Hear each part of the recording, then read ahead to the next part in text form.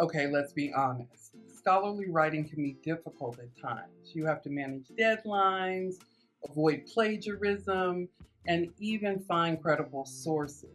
Yes, it is more difficult writing at a graduate level than you did as an undergraduate. Well, in today's video, I'm going to give you 7 tips that you can use to improve your academic writing as a graduate student. Stay tuned.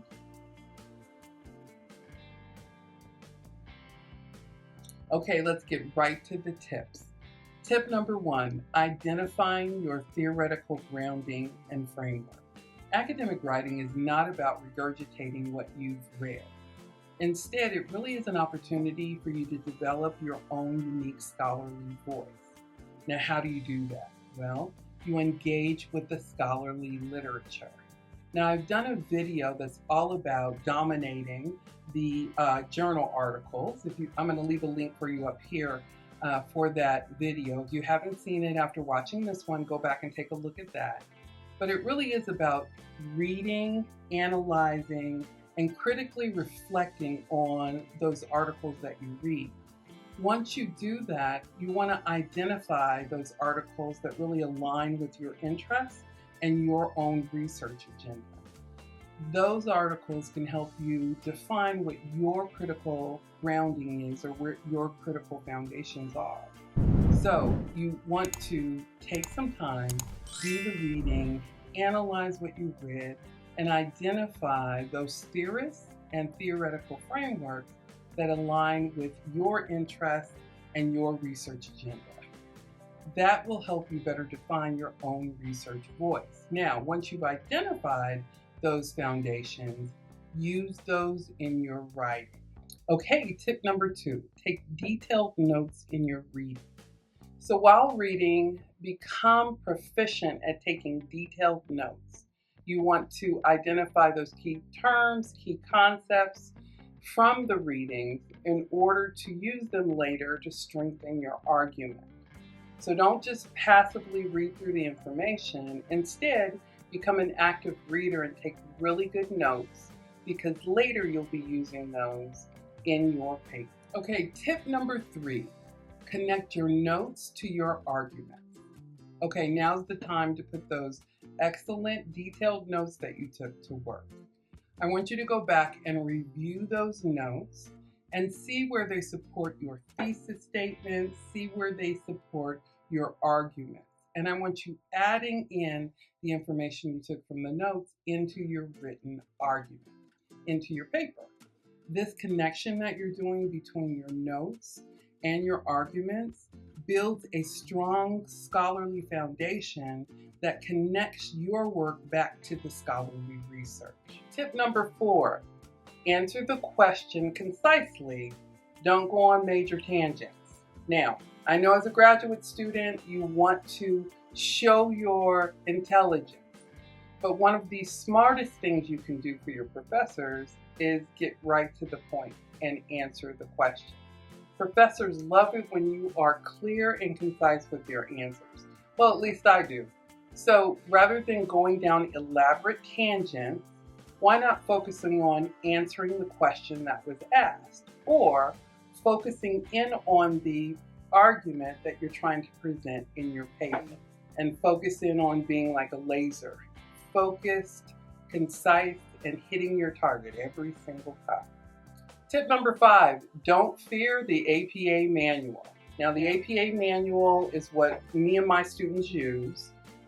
This applies also to MLA, Harvard, whatever citation reference tool you're using. Don't fear it, right? It really is there to help support you. Now, the APA manual and all the rules around citations, both in text and reference, can be daunting at times. Believe me, I understand. But what I want you to do is keep a copy of the APA manual or use the online website for APA and just double check and make sure that you have those citations correct. Showing some proficiency with the manual and with in-text citations and references can make a huge difference for you as you're going on to write your thesis or dissertation, but also makes a difference so that your dissertation chair, for example, doesn't have to correct your APA. Tip number 6, master citation management from the get-go. Now, I know some of you have been in graduate school for a little while now, and you may not have chosen a citation management tool like EndNote. In the video I did before, I'll give you one more link to it. I actually talked about different citation management tools that I've used and that my graduate students have used. You'll want to identify one of those tools, learn it, and use it as soon as possible.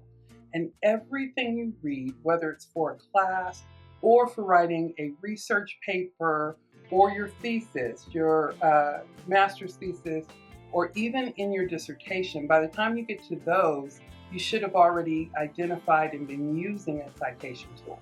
But even if you haven't, you can learn one right now. So identify a citation tool and start using that to capture information from the articles and books that you've been reading.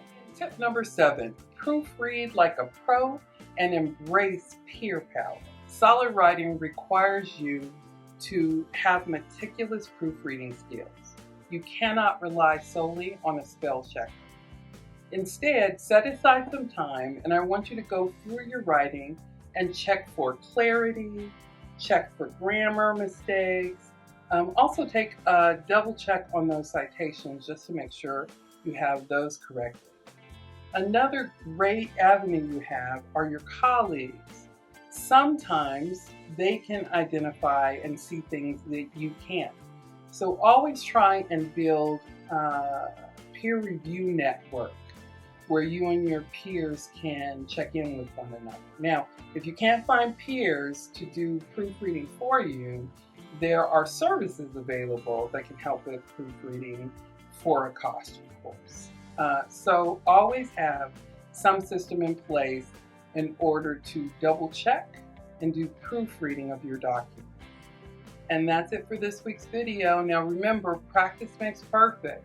The more that you write, the more confident and proficient you'll become with academic writing as a graduate student. Hey, if you know a tip that can help other graduate students, why don't you go ahead and leave it in the comments below. You can feel free to also ask any questions you might have for me in there as well. Thanks so much for watching and have a terrific week.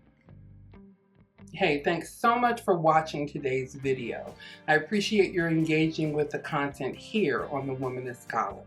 If you haven't already done so, please feel free to click the like button and also think about subscribing. That way, you'll be notified whenever another video like this one comes out. Thanks so much for watching and have a terrific day.